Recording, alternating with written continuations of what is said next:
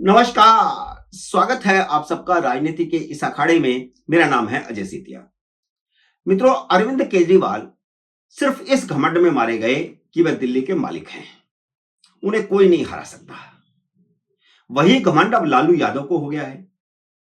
उन्होंने कहा है कि मेरे रहते हुए बिहार में भारतीय जनता पार्टी सरकार नहीं बना सकती। यही बात अरविंद केजरीवाल कहा करते थे और कुछ इसी तरह की भाषा लोकसभा चुनाव के बाद राहुल गांधी भी बोलने लगे थे। राहुल गांधी ने भी बजट सत्र में वैसे ही झूठ बोले हैं जैसे अरविंद केजरीवाल बोलते हैं। केजरीवाल ने अपनी पूरी टीम को झूठ बोलना सिखा दिया था। चुनाव हारने के बाद भी उनकी टीम के सदस्य झूठ बोलने से बाज नहीं आ रहे। चुनाव नतीजों के 5 दिन बाद आतिशी मार्लेना ने मीडिया के सामने आकर के नया झूठ बोला है कि उनकी सरकार जाने के बाद हर रोज दिल्ली में कहीं ना कहीं 3-3 घंटे 4-4 घंटे बिजली जा रही है, जबकि बिजली कटने की कोई खबर किसी अखबार में नहीं छपी, किसी टीवी चैनल पर नहीं आई। भाई, हम भी दिल्ली में रहते हैं, कटौती तो कहीं नहीं हुई, हमारे यहां तो नहीं हुई।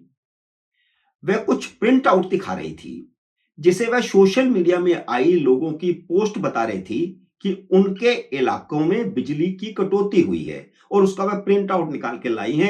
एक एक करके प्रिंट आउट दिखा रही थी। ये कुछ इसी तरह के कागज थे जैसे अरविंद केजरीवाल शरद पवार और शीला दीक्षित के खिलाफ दिखाया करते थे, उनके घोटालों की रिपोर्ट बताया करते थे, दस्तावेज बताया करते थे, सबूत बताया करते थे। राहुल गांधी ने झूठ बोलना शायद अरविंद केजरीवाल से ही सीखा है। वह लोकसभा में विपक्ष के गंभीर नेता साबित नहीं हो रहे, पर उनकी छोड़िए, अनुभवी मल्लिकार्जुन खड़गे को क्या हो गया?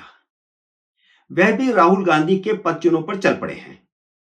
राज्यसभा में जब वक्फ संशोधन बिल पर जेपीसी की रिपोर्ट रखी जा रही थी तो उन्होंने इस बात पर एतराज किया कि जेपीसी में बाहरी लोगों को बुला करके सुना गया, जिनका कोई मतलब नहीं था उनको सुना गया।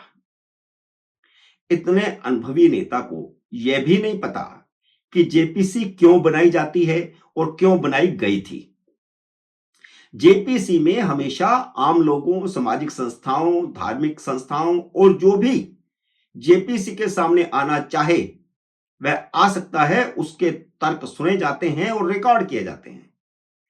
जब सरकार ने स्टैंडिंग कमेटी की को बिल भेजने की बजाय जेपीसी बनाई थी तब आपको यह बात समझ नहीं आई थी। तब तो आप इसे अपनी जीत बता रहे थे। जब जेपीसी की मीटिंगें दिल्ली से बाहर रखी गई और राज्य सरकारों से भी उनकी राय ली जाने लगी और संस्थाओं को भी न्योता दिया गया, तब विपक्ष को समझ में आया कि सरकार ने राष्ट्रव्यापी विमर्श बना दिया है। कमेटी के भीतर भी विपक्ष के नेताओं ने अध्यक्ष जगदंबिका पाल के राष्ट्रव्यापी विमर्श के फैसले पर सवाल उठाया था। लेकिन इतना बड़ा संशोधन हो रहा है, देश भर में उस पर बहस पहले से चल रही है, तो वह राष्ट्रीय विमर्श क्यों नहीं बनना चाहिए था और लोगों की राय क्यों नहीं ली जानी चाहिए थी? प्रभावित लोगों की राय तो ली ही जानी चाहिए थी और राज्य सरकारों की राय क्यों नहीं ली जानी चाहिए थी? अब किसी मुद्दे पर आप बहस की मांग करते हैं, किसी मुद्दे पर आप बहस से पीछे हटते हैं। लेकिन सब नियम कायदा जानते हुए मल्लिकार्जुन खड़गे ने राहुल गांधी जैसी ही बचकानी हरकत की। खैर, वक्फ पर जेपीसी की रिपोर्ट दोनों सदनों में रख दी गई है, जिसे विपक्ष हर हालत में टालना चाहता था। सरकार ने विपक्ष को एकदम किनारे कर दिया। वॉकआउट करते रहे, उससे क्या फर्क पड़ता है? विपक्ष का वह ऐतराज भी दूर कर दिया सरकार ने कि उनकी आपत्तियों को रिपोर्ट में शामिल नहीं किया गया। इसे राजनीति कहते हैं। पहले रिपोर्ट में उनकी कुछ आपत्तियों को शामिल नहीं किया गया। विपक्ष ने हो हल्ला किया, वो करना ही था। विपक्ष के जेपीसी के सदस्य स्पीकर से मिले। स्पीकर ने महासचिव को बुलाकर के कहा कि नियम के मुताबिक विपक्ष की जो जो आपत्ति रिपोर्ट में शामिल की जा सकती है उसे शामिल किया जाए। अब आप अंदाज लगाइए कि लोकसभा स्पीकर क्या अपने आप इतना बड़ा फैसला ले सकते थे? नहीं। और अमित शाह ने भी सदन में कह दिया कि उनकी पार्टी को कोई ऐतराज नहीं है, जो कुछ उसमें जुड़वाना है जुड़वा दो। विपक्ष का सारा गुस्सा झाग की तरह बैठ गया, क्योंकि स्पीकर ने सहमति से ही, सरकार की सहमति से ही महासचिव को आदेश दिया होगा। ऐसे तो हो नहीं सकता। यह होती है रणनीति और राजनीति। विपक्ष समझ नहीं रहा कि वह आत्मघाती रास्ते पर चल निकला है। वक्फ बिल के जरिए वह जितना हमलावर हो रहा है, हिंदू उतना ही एकजुट हो रहा है। क्योंकि कांग्रेस सरकारों के समय बने वक्फ कानून ने देश भर में लैंड जिहाद का काम किया है और हिंदू उससे त्रस्त हैं। कायदे से सिर्फ वही जमीन वक्फ की संपत्ति हो सकती है जिसे बाकायदा दान किया गया हो। लेकिन नरसिम्हा राव ने मुस्लिम वोट बैंक के लिए ही यह कानून बनाया था, क्योंकि बाबरी ढांचा टूटने के बाद मुसलमान कांग्रेस से नाराज था। वक्फ बोर्डों ने वोट बैंक वाले इस कानून का फायदा उठाकर जमकर लैंड जिहाद किया। आजादी के समय जब बंटवारा हुआ और बंटवारे के समय जो मुसलमान यहां से छोड़ करके चले गए अपने घरों को, उसे वक्फ ने अपनी संपत्ति बता दिया। वक्फ की संपत्ति तो सिर्फ तब हो सकती है जब वह दान की गई हो। और जब वक्फ ने इस तरह लैंड जिहाद किया तो भारतीय जनता पार्टी का एजेंडा बन गया।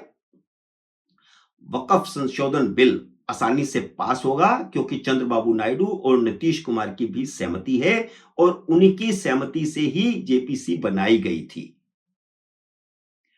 नीतीश कुमार को भी पता है कि इसी साल बिहार में चुनाव है। भाजपा के बिना वे मुख्यमंत्री बनने से रहे। इंडिया टुडे ने ताजा सर्वे किया है, मूड ऑफ द नेशन, जिसमें बिहार के संदर्भ में कहा गया है कि लोकसभा चुनावों के बाद बिहार में एनडीए ज्यादा मजबूत स्थिति में है। उसके कम से कम 5% वोट में इजाफा हुआ है। वक्फ संशोधन बिल पास होने के बाद बिहार में ध्रुवीकरण और तेज होगा और यह संशोधन बिल बिहार के चुनाव से पहले ही हो जाएगा। अपर कास्ट पहले से ज्यादा ताकत के साथ भाजपा के साथ जुड़ेगा, जबकि यादवों को छोड़कर अति पिछड़े मजबूती के साथ नीतीश कुमार के साथ खड़े हैं।